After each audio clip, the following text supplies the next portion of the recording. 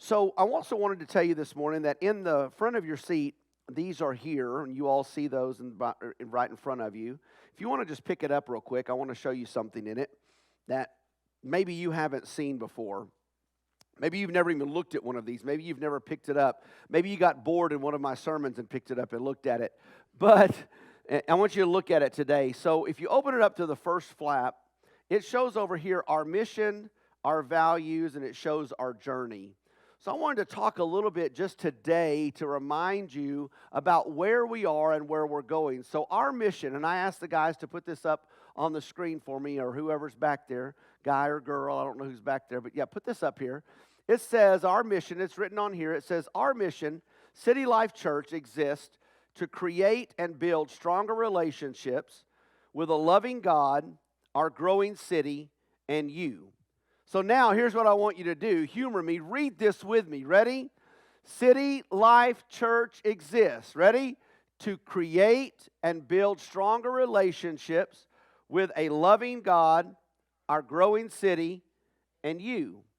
That's our mission here at City Life Church. And I don't know that if you never knew that, but it's been sitting in front of you this whole last year. And as a pastor, I should have been mentioning this on a regular basis. So I'm starting the year fresh, 2022. So I'm mentioning this to you. And then our value here is for God, for city, for you. So if you can't remember our mission statement, we've kind of summarized it in our value: for God, for city, for you. So my goal as a pastor here at City Life Church is to help you build a stronger relationship with God. That's why I'm here. That's why you have a pastor. Is so that pastor can help you to build a stronger relationship with God. Because listen, at the end of the day, that's all that matters. Amen? It's all that matters. Your relationship with me, yes, we have a relationship and it's good, but that doesn't really matter when it comes to the end of life. Amen? Because not a one of you, I hate to tell you, is going to get into heaven because you say, I had a relationship with Pastor Lance Arguello. I don't have that much pull. You're not going to get in heaven if you say you know me. It's not going to help. You know, if you say, but I know Andrew Gonzalez, you're not getting anywhere in heaven because of that. It's not going to happen. Doesn't matter who you are. The only way that we're going to get into heaven is if we have a relationship with Jesus, right? We have a relationship with Him. We invite Him to come into our heart. We invite Him to come in our life. And when we do that, then we begin and start that relationship that eventually begins to grow. I want you to know that if your relationship with the Lord is not growing, something's wrong. It is. And we need to check ourselves. And we need to look at our lives. And we need to see what is going on in my life that is stopping my relationship from the Lord from growing. That's what we're supposed to be doing. We're supposed to be doing. And in our growth relationship, in our growing in the Lord, then we're going to read our Bibles more. Then we're going to pray more. Then we're going to talk to more people about Him. Then we're going to invite people to church. Then we're going to begin to tell others about Jesus. Others are going to get saved, and it's going to keep growing and growing and growing and growing. And our relationship is just going to get stronger and stronger and stronger with the Lord. Do you know that one day our relationship with the Lord will be complete? When we stand before Him one day and He says, come on into heaven, woo! Our relationship with Him is going to be finished and completed. You know why? Think about this. He talks about us, the church, being the bride of Christ. Right? You remember when you were dating? Some of you are like, oh, don't make me go back there. Remember when you were dating and you were in love and oh man, you just puppy love and you thought it was great and everything was going on. When did you feel like, hey, I finally reached that place in my love life that I feel comfortable? And that's when you were up on stage or wherever it was at the courthouse or wherever it was, and you were standing there with that person, and the minister or the justice of the peace or whoever it is said, do you? And you said, I do. And then you said, I do. And y'all did. That relationship, that boyfriend and girl relationship was over, and now you begin that husband and wife relationship. And that had to grow and grow and grow and grow. And I'm here to tell you that even 27 years later, maybe 28, 27 years later, wait, I don't know. Derek, how old are you? He's 27, 28 years later, then that relationship is still growing. That relationship is still growing. So we exist, our church exists to help you build a stronger relationship with a loving God. That's our goal. So whatever we can do to help you do that, we want to do that. Now, let me say this as well, that there are some of you that are also able to help do that as well. When you work with our kids, guess what you're doing? You're building those relationships. When you work with our adults, guess what? You're building those relationships. When you're working with our youth, guess what? You're building those relationships. Those relationships that we're doing, building strong relationships with a loving God, our growing city, and you. I was just thinking about that while Andrew was sitting down here with me this morning. Look, if you want a good 30 minutes of conversation, sit down and talk to Andrew. You want to say a word, he will talk for 30 minutes. Tell you everything about what's going on. He'll let you know. He let me know how many ways we could cut up Bigfoot today. He let me know how many ways we could do it. But even today, while we were sitting here, he's a kid, and look, he gets a little antsy. Some of you adults get antsy when you're sitting here. He got antsy, and he's turned around, and he's talking to somebody behind him, and I saw his dad up here give him that look. You know that look? Everybody knows what this is, right? Turn around and sit down, right? So I leaned over, and I said, hey, you need to turn around and sit down because your daddy's watching you, and he's not going to be happy if you don't turn around and sit down. But you know really what I was doing? I was trying to build his relationship with the Lord because I said, why don't you just sing praises with me? Let's sing some worship songs this morning. I wasn't getting on to him. I was trying to encourage him and build his relationship with the Lord because when he is focusing on the worship, when he is getting involved in worship, guess what? He's growing in his relationship with the Lord. So whether you're getting on to a child that's sitting around you and encouraging them to worship instead of playing and talking, guess what you're doing? You're also helping them build a relationship with the Lord. Man. Oh, man, I could really get ugly here. I'm just going to let it go. This is our mission. This is our goal. Somebody ever says, well, what does your church believe? Well, we believe and we exist to create and build a stronger relationship with a loving God, a growing city, and you. Yeah, but what do y'all believe? We'll come to church and we'll tell you. Right? Man.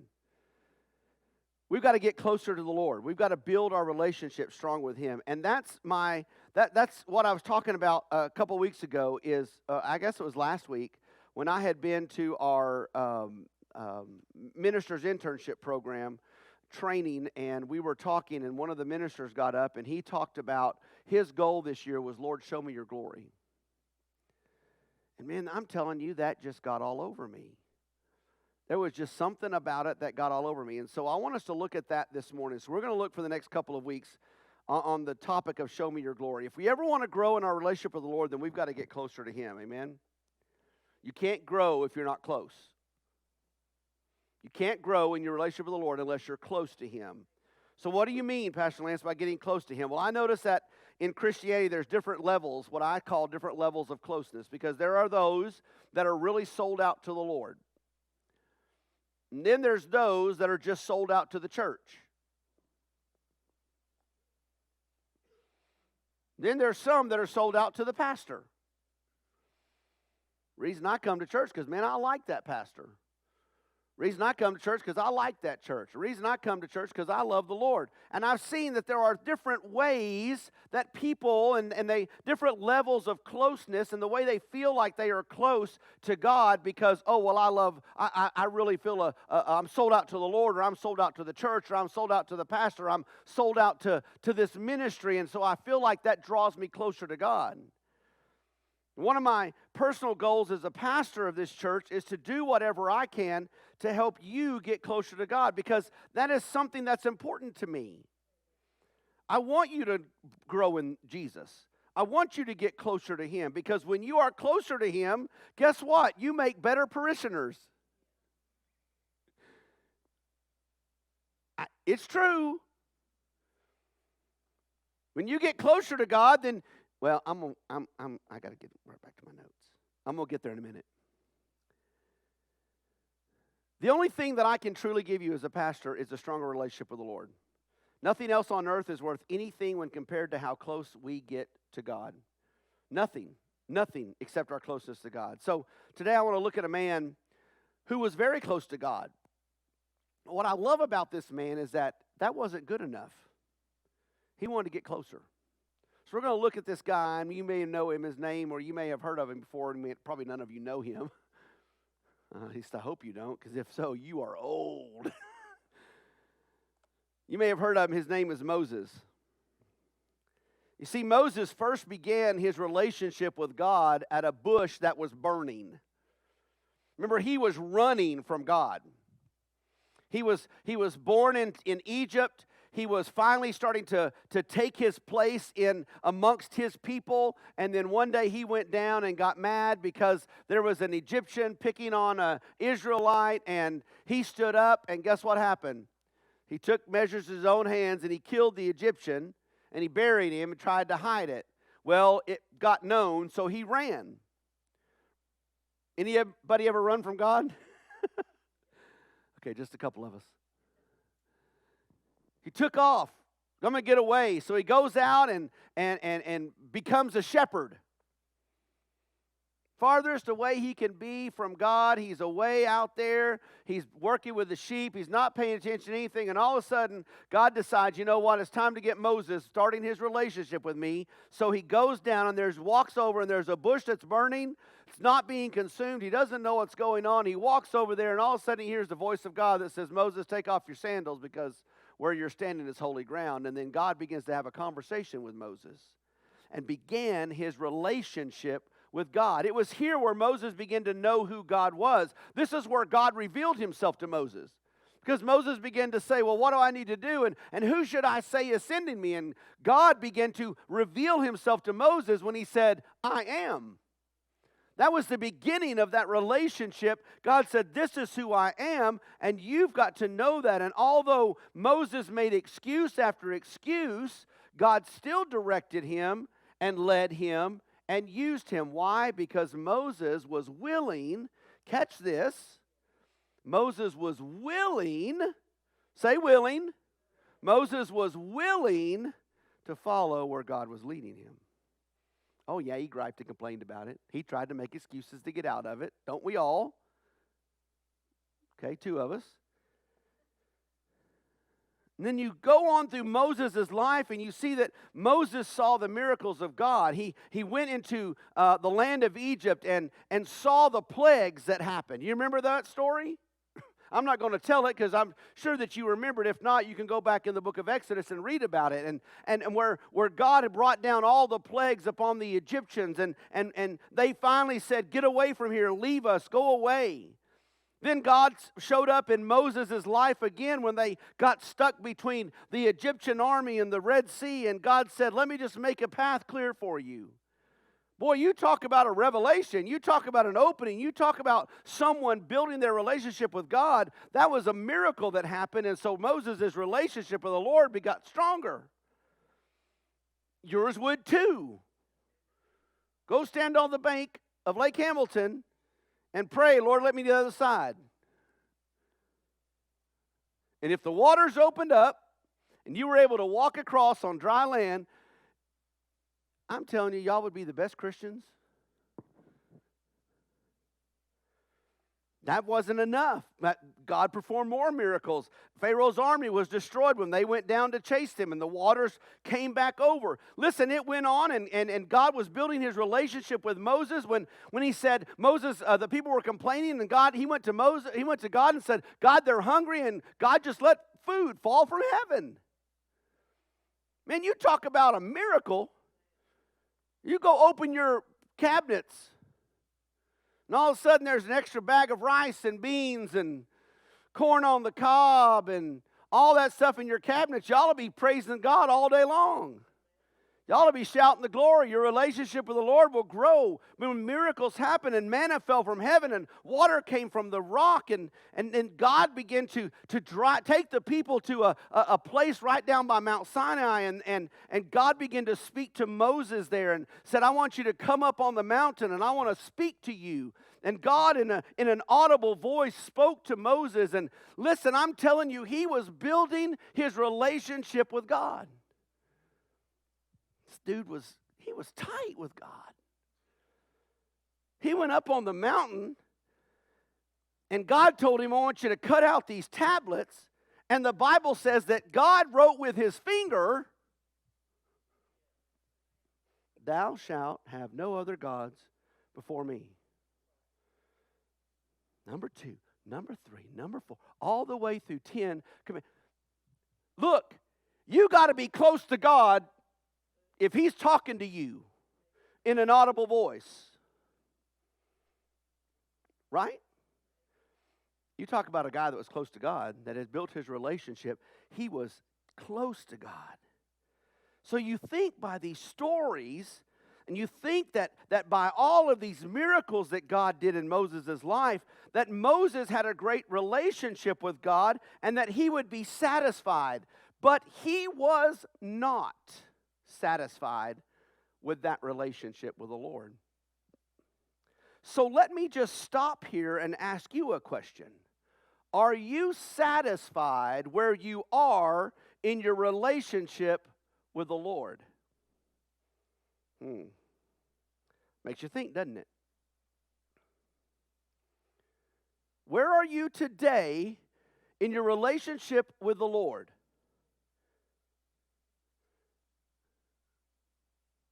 Moses saw miracles. The waters opened up when Moses commanded them. He spoke to a rock and water flowed out of this rock. God had done some great things in his life because why? He had built his relationship with him. You would think, dear Lord, Moses, you're good. You're going up on the mountain talking to God voice to voice, and he's speaking to you, and he's writing things for his God's finger on tablets for you. Moses, you're good. But if you go back to Exodus chapter 20, you see a little thing here where the difference between Moses and the people of God. Because if you go to Exodus chapter 20, begin at verse 18, it says this. When the people heard the thunder and the loud blast of the ram's horn, and when they saw the flashes of lightning and the smoke billowing from the mountain. Now this is when Moses had gone up into the mountain for one of the first times he went up. And God was there, and man, God was just like, hey, I'm here, And all these lightnings flashing and thunder and the ram's horns are blowing and man, things are going crazy. And look what it says. They stood at a distance trembling in fear. Now this word fear is not honor and respect. It's shaking in my boots, knees knocking, should have gone to the bathroom fear. It's fear.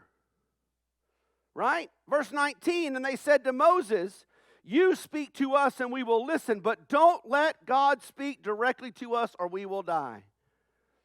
Where's the difference in the relationship here? Moses says, man, God, you call me on the mountain, I'm going. Boom, boom, he's on top of the mountain. And the people are saying, no, don't let God speak to us. See, there's a significant difference here between the people, the Israelites, who were complainers and gripers and all that great stuff that they did, and Moses, who was being led by God, who was following God, who began at a burning bush, began his relationship with him, and got stronger and stronger and stronger. And you look at the Israelites, and they got weaker and weaker and weaker. Verse 20, Moses says, don't be afraid, for God has come in this way to test you, so that you will fear, so that your fear of him will keep you from sinning. Now that fear is respect, honor. Verse 21, look what it says the people did. As the people stood, where? Way back there. They didn't want to get close to God. They didn't want to get close where Moses was.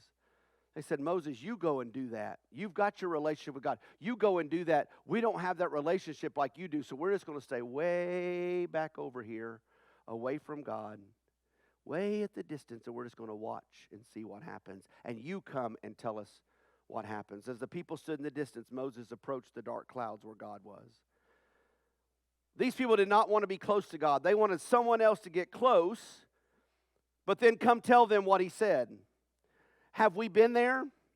Are we there? Maybe I should ask that. Are we at that place where we say, well, I don't want to get any closer to God. I don't want to build my relationship any more than what I have right now. So somebody else, you go build your relationship with the Lord and then come back and tell me what happens. Oh, that's still happening today? Absolutely. Absolutely. When you find people that don't want to get involved, they don't want to get involved with the Lord, they don't want to build their relationship with Him. They're just happy and satisfied where they are, just with a little bit. They don't want to grow anymore. They don't want to get closer to God. I'm here to tell you today, God, come show me your glory. Come and fill us. Come and fill this church with your glory. Come and touch each and every person so that we're not in these places in our lives where we're doubting God, where we're questioning God, but we're walking in faith with Him. Woo! Got a lot of that in this world today. We have people that are afraid to get close to God, maybe because of sin in their lives. Maybe it's because of guilt.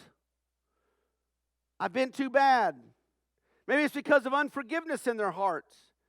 Maybe it's because they can't get along with other people.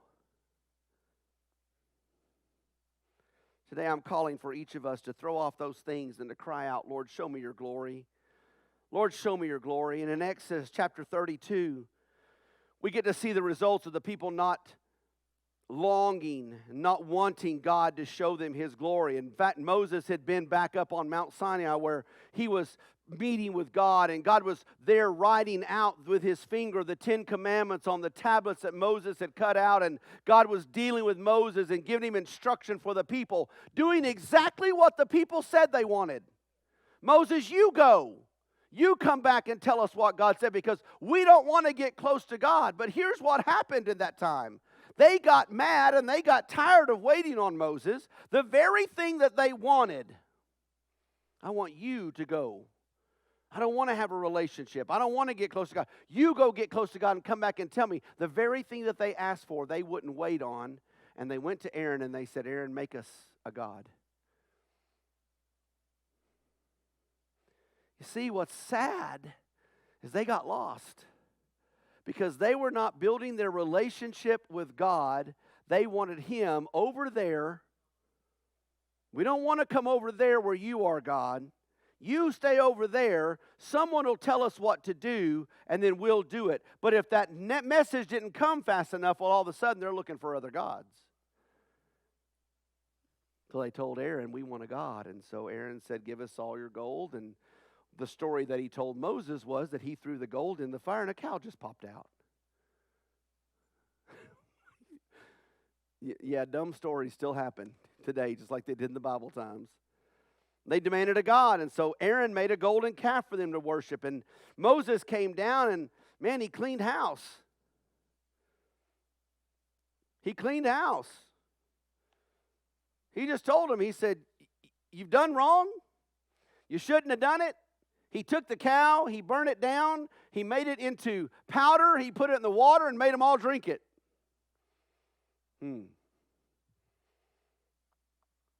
That wasn't enough for Moses. In fact, if you go to chapter 33, we find Moses, he wasn't satisfied with just a little relationship with the Lord. He wanted more. That relationship that he had was phenomenal. It was close to God. I mean, he was close to God. And in Exodus chapter 33,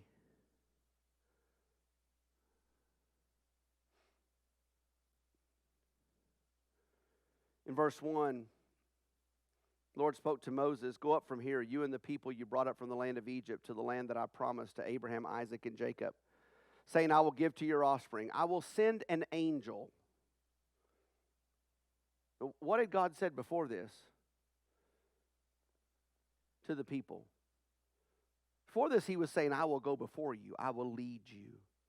Now he says, I will send an angel ahead of you and will drive out the Canaanites and all those ites. And he says, go up to the land flowing with milk and honey. But I will not, listen, but I will not go up with you because you are a stiff-necked people. Otherwise, I might destroy you on the way.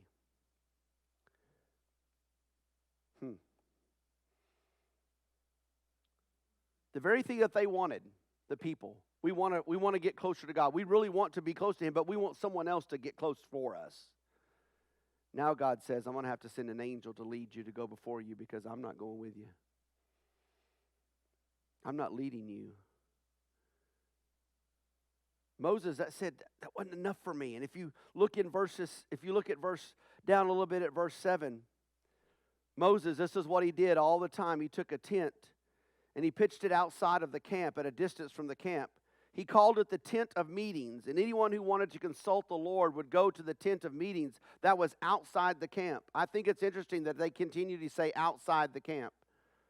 Right? This is different from the tabernacle. This is the meeting place where Moses would handle situations. Verse 8 says, whenever Moses went out to the tent, all the people would stand up. Listen to what they would do. These are the same people that said, we want you to do it, not us. Whenever Moses went out to the tent, all the people would stand up, each one at the door of his tent, and they would watch Moses until he entered the tent. When Moses entered the tent, the pillar of a cloud would come down and remain at the entrance of the tent as the Lord would speak with Moses. As all the people, listen, saw the pillar of cloud remaining at the entrance to the tent, they would stand up, then bow and worship, each one at the door of his tent. And the Lord would speak with Moses face to face, just as a man speaks with his friend. Then Moses would return to the camp. People would watch from the door of their tent and worship there. Again, saying, we don't want to get close to a relationship with you, God. We want someone else to do that for us. I'm going to tell you this morning, there is nobody that can have a relationship between you and God except you and God. I can't have a relationship for you. I can't make your relationship with the Lord better. I can do my best. I can encourage you. I can preach to you. I can help you. I can do things here at the church to bring you closer to God, but you have to want it. You have to want to get closer to Him. And here's Moses that is speaking to God. When they say face to face, that meant that the pillar of God's Shekinah glory was there. Moses was in the tent, and they were in there together. And no one could get in there. No one could get past that presence. It was just God's presence and Moses. You talk about a guy who had a relationship with the Lord. That was Moses. He had this strong relationship with God. There's not a one of you in this place that can say Moses didn't have a strong relationship with God. I mean, he is literally speaking to Moses. From this cloud, this pillar, it says as if they were friends. Some of you could talk for hours to your friend on the phone. But we have a hard time talking to God for 5 minutes. The cloud would come to the entrance of the tent with Moses inside, and the Lord would speak to Moses, presence to presence. What I find interesting here is that this still wasn't good enough for Moses. What? I mean, he's in the tent, and God is right there in a pillar. The presence of God, the creator of the universe, is right there. And he is in a voice having a conversation with God as if they're best friends. And Moses says, that's not enough. Woo! I wish in our relationships with the Lord, wherever they are right now, we would say, it's not enough. It's not enough. And if you go down to verse 18, Moses says, they're talking in verses 12 through 13, and he says, God says, I know you by name, I look favorably upon you, you're special, you're chosen. We get all that. We know all that. Moses knows all that. But when you get down to verse 18, he says this, then show me your glory. God, it's not enough that we speak on a daily basis. God, it's not enough that I get to come into your presence. God, it's not enough that that you have brought things into my life that I can share with others. God, it's not enough. Show me your glory. You would think that if he's talking to God, that would be glory. He said, God, I want to know more of you. I will not be satisfied until you show me your glory. He wasn't satisfied that God would just guide him and personally go with him. No, Moses wanted more of his glory, more of his connection, more of his relationship. Oh, that we would be hungry for God like that this year. Oh, that we would want to be closer to God this year. Oh, that we would want to have a relationship with him closer and stronger than ever before. Oh, God, show me your glory this year. Let's get closer than we've ever been, God. Don't let me be satisfied with the relationship I have with you right now, but let me have more. Let me have more.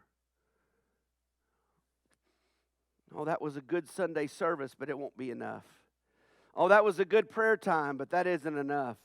We need to pray and do whatever it takes for God to show us his glory. Maybe it means we need to get off our phones more.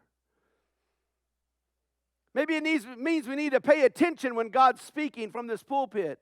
Maybe it means we need to listen more when God is trying to speak to our hearts and our lives. Maybe we need to pay attention to more what God's doing in our city and what God's doing in our church and what God is doing in our lives. If we would wake up and see that God is moving.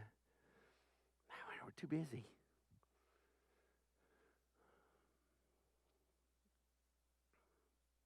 We need to pray and do whatever it takes for God to show us more of his glory. We need freshness of his glory. We need to get closer to him. It's a new year. It's time for a new start. Let's make that our goal for 2022 is, God, I want to get closer to you. I want you to show me your glory, God. I want to be connected to you. God, I want you to do more in my life. I want to be closer to you than ever before. Because guess what? If you know someone's coming that you haven't seen in a long time, you're going to try to reconnect with them, aren't you? So that when they get there, you have something to talk about. Well, I'm going to tell you today that the Lord is coming. We better be ready. We need to get closer to him and be ready for his coming because he is coming. Moses said, God, I want to be closer to you. I want to be closer. Show me your glory. And so God said, Moses, I'm going to put you in this cleft of this rock. And he said, I'm going to come by, and my presence is going to walk by you. But you cannot look upon me, or you will die.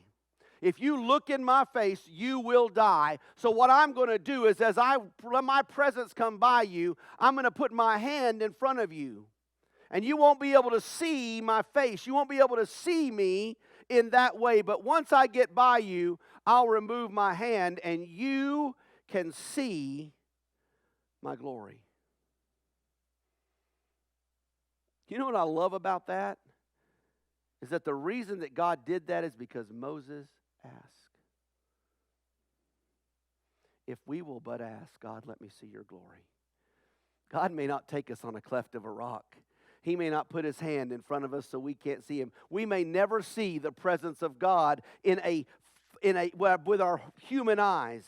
But I'm going to guarantee you that if you'll call upon him and say, God, I want to see more of your glory, and you go towards that, and you move towards that, then you're going to see God move in a way that you've never seen him move before. God is ready. He's ready for a movement upon this world. He's ready to do something. Revival needs to take place in this land, and we have to be ready for that. And the way we can be ready is to say, God, show me your glory. Psalm 24:8 says, who is the King of glory? The Lord, strong and mighty. The Lord, invincible in battle. Ezekiel saw the glory of God as it appeared in fire.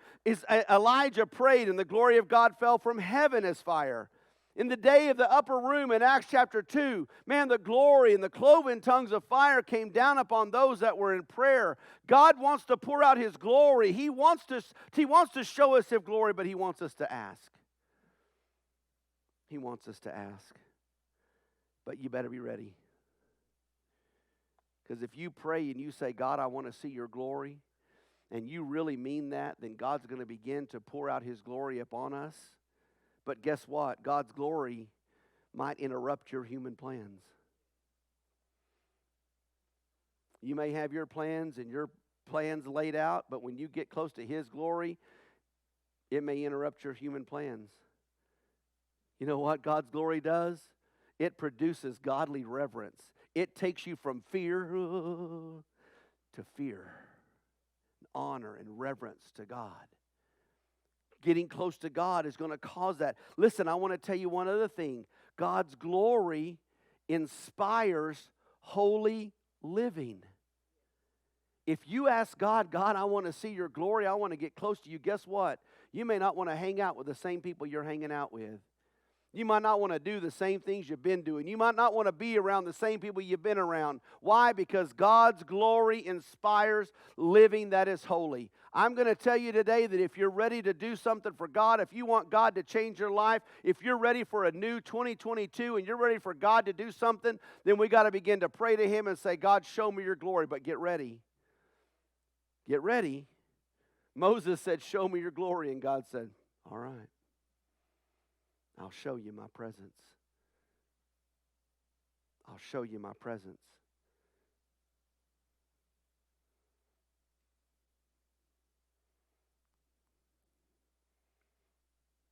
We got to be ready. Do you want to close a relationship with the Lord this year? You want a closer relationship with him? Then our prayer should be, God, show me your glory. God, begin to pour that glory. Show me more and more of you. Make me closer and closer to you, God. Won't you bow your heads with me this morning?